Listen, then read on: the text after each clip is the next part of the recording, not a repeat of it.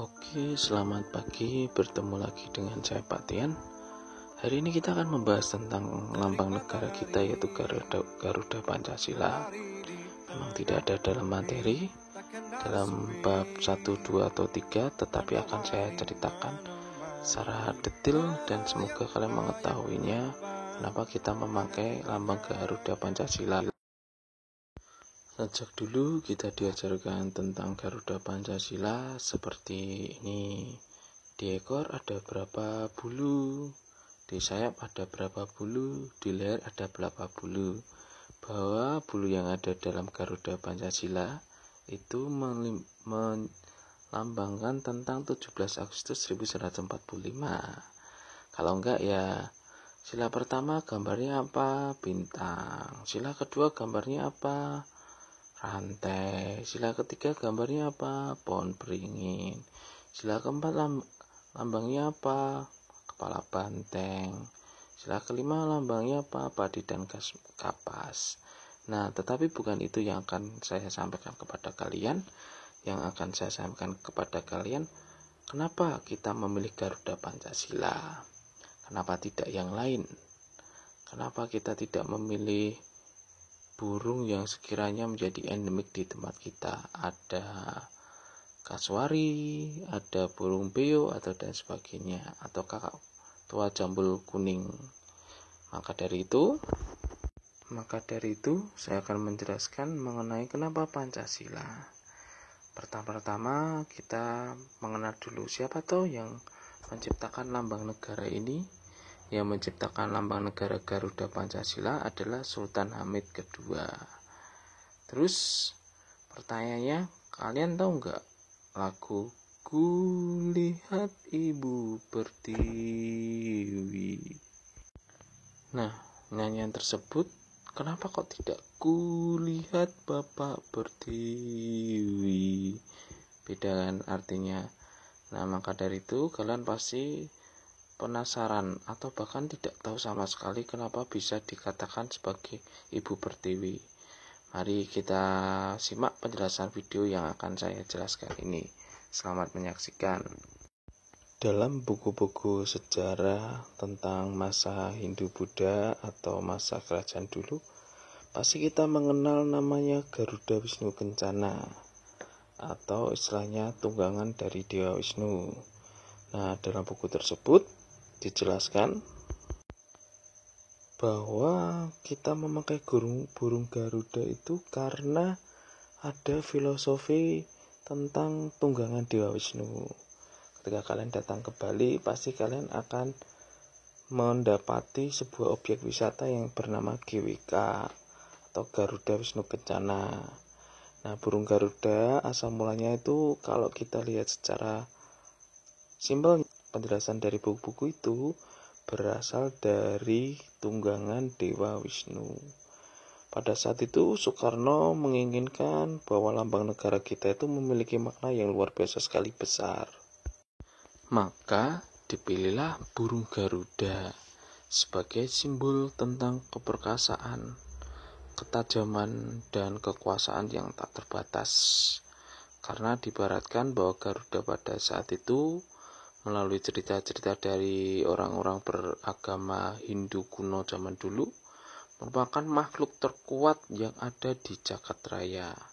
Maka dari itu Soekarno berharap bahwa Garuda Pancasila melambangkan bangsa Indonesia yang kuat dan hebat ketika menghadapi situasi apapun. Nah, seperti ini ilustrasi ketika Garuda Sang Perkasa ditunggangi oleh Dewa Wisnu yang menggambarkan tentang kekuatan yang luar biasa sekali. Bisa kalian lihat dalam video-video atau animasi di acara Little Krishna kalau nggak salah.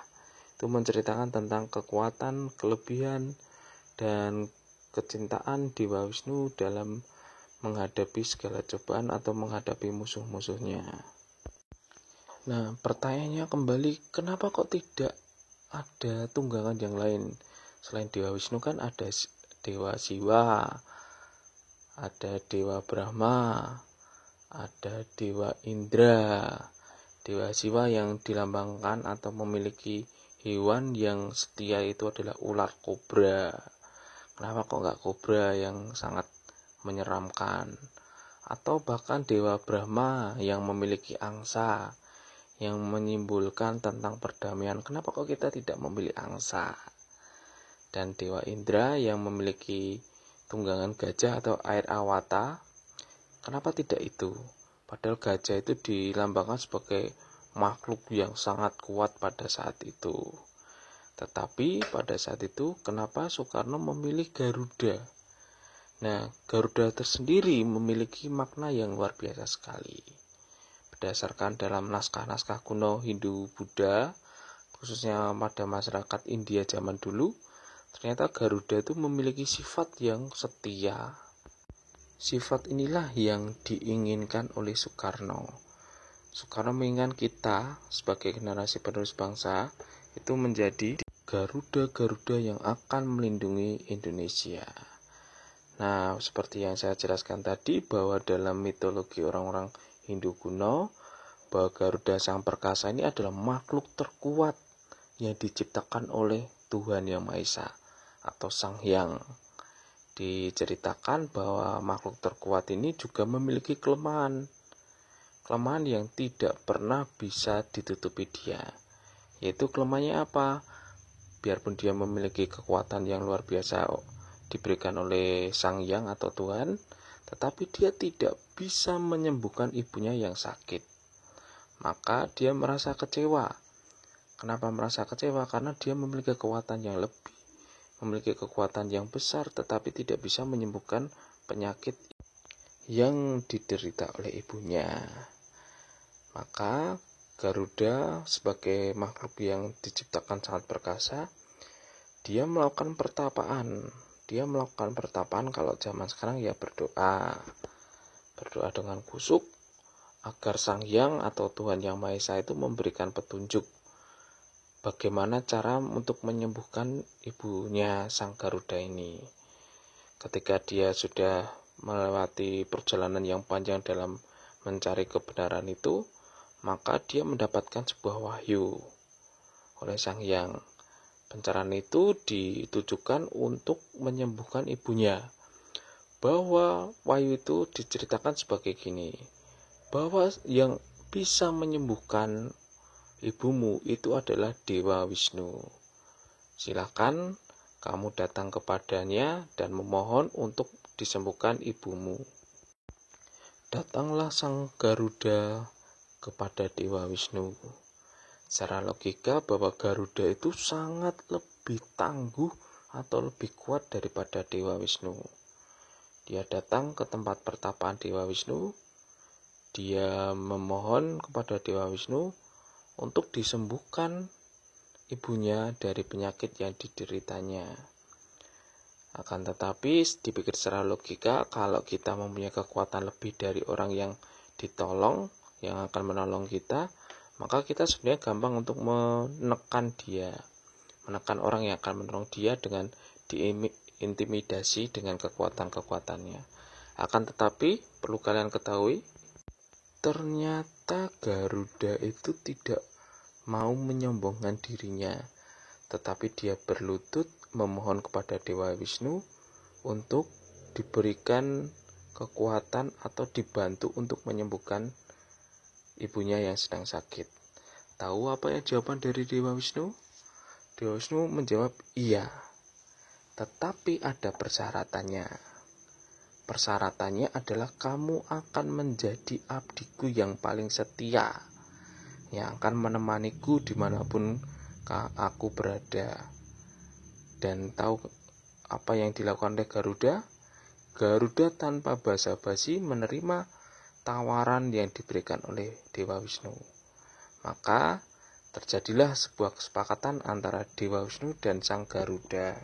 Karena kejadian tersebut, kita mengenal namanya Garuda Wisnu Kencana atau Sang Garuda Perkasa sebagai tunggangan Dewa Wisnu. Nah, dari kesepakatan tersebut, Garuda diberikan oleh Dewa Wisnu sebuah air suci yang datang dari surga. Dan Dewa Wisnu bilang bahwa air inilah yang akan menyembuhkan ibumu. Silakan kamu bawa pulang air ini dan kamu akan mendapatkan kesembuhan atau mendapatkan karunia yang melimpah dari Tuhan agar ibumu bisa sembuh. Dan dibawalah airnya tersebut. Di dalam perjalanan airnya tersebut ternyata ada yang jatuh, tetes-tetes yang jatuh yang menimpa ke pohon pandan. Nah, sesampainya di rumah ternyata ibunya Garuda tidak ada. Dalam kitab-kitab Hindu kuno dulu diceritakan ternyata ibunya Garuda ini diculik oleh saudara kandungnya yang perwujudan adalah naga berekor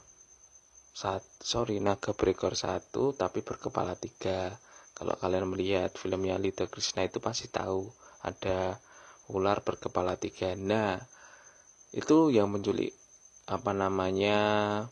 ibunya burung Garuda ini atau Garuda Sang Perkasa. Sembari membawa airnya, Garuda Sang Perkasa mencoba untuk menyelamatkan ibunya.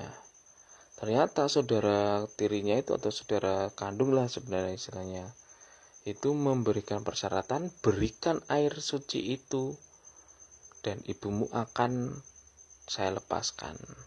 Apa yang terjadi? Karena dilema, karena air itu juga digunakan untuk menyembuhkan ibunya, tetapi ibunya sekarang ditawankan. Garuda bilang bahwa airnya sudah habis, airnya jatuh ke pohon pandan. Dan apa yang terjadi? Saudaranya itu ternyata tanpa basa-basi menjulurkan lidahnya ke daun pandan tersebut. Nah, daun pandan itu kan berduri, maka lidah dari naga tersebut terbelah menjadi dua yang menyimpulkan bahwa itu sebuah kesombongan dan kemarahan dari Sang Pencipta terhadap apa yang dilakukan oleh ular berkepala 3 tersebut. Maka ular kepala 3 tersebut disimbolkan sebagai kejahatan. Nah, mujizat yang diberikan oleh Tuhan ini sangat luar biasa kepada Garuda. Tanpa dengan menggunakan air tersebut, ternyata ibu dari Garuda Sang Perkasa ini sembuh total. Nah, karena sudah ada namanya kesepakatan antara Garuda dan Dewa Wisnu bahwa kalau ibunya sembuh akan menjadi abdinya, Garuda yang harusnya bisa melawan Wisnu dan bisa mengendalikan Wisnu, tanpa basa-basi dia datang ke hadapan Wisnu mengucapkan terima kasih yang sebesar-besarnya pada Wisnu dan menerima bahwa akan dijadikan abdi yang paling setia. Maka terwujudlah menjadi Garuda Sang Perkasa atau Garuda Wisnu Kencana. Nah, dari cerita tersebut kita bisa menyimpulkan tentang kenapa negara Indonesia disebutkan sebagai Ibu Pertiwi, bukan Bapak Pertiwi. Jadi kenapa? Bahwa Soekarno memilih burung Garuda itu dilambangkan bahwa negara Indonesia itu adalah ibu dari burung Garuda. Sedangkan kita sebagai bangsa Indonesia itu diibaratkan sebagai Garuda yang memiliki cinta kasih yang luar biasa terhadap Ibu Pertiwi, yaitu negara Republik Indonesia, agar kelak kita bisa menjadikan Indonesia negara yang maju dan berdikari. Nah, itu adalah cerita singkat tentang kenapa kita memiliki lambang negara bernama Garuda Pancasila. Oke, saya rasa pembelajaran hari ini cukup. Dan semoga apa yang saya jelaskan bisa menambah wawasan bagi kalian semua mengenai semangat nasionalisme dan patriotisme di kalangan remaja. Untuk itu, sebelum kita akhiri pembelajaran hari ini, semoga kalian selalu diberikan berkah yang melimpah, kesehatan, dan keselamatan. Dan bagi kalian yang hari ini sedang tidak enak badan atau sakit, semoga lekas sembuh dan bisa beraktivitas kembali. Tetap jaga persatuan, tetap jaga nasionalisme kalian, tetap tetap jaga patriotisme kalian, karena bangsa Indonesia, negara Indonesia itu ada di tangan kalian ke depannya. Tetap jaya Indonesia, Viva Republik Indonesia, Indonesia Merdeka, Jaya.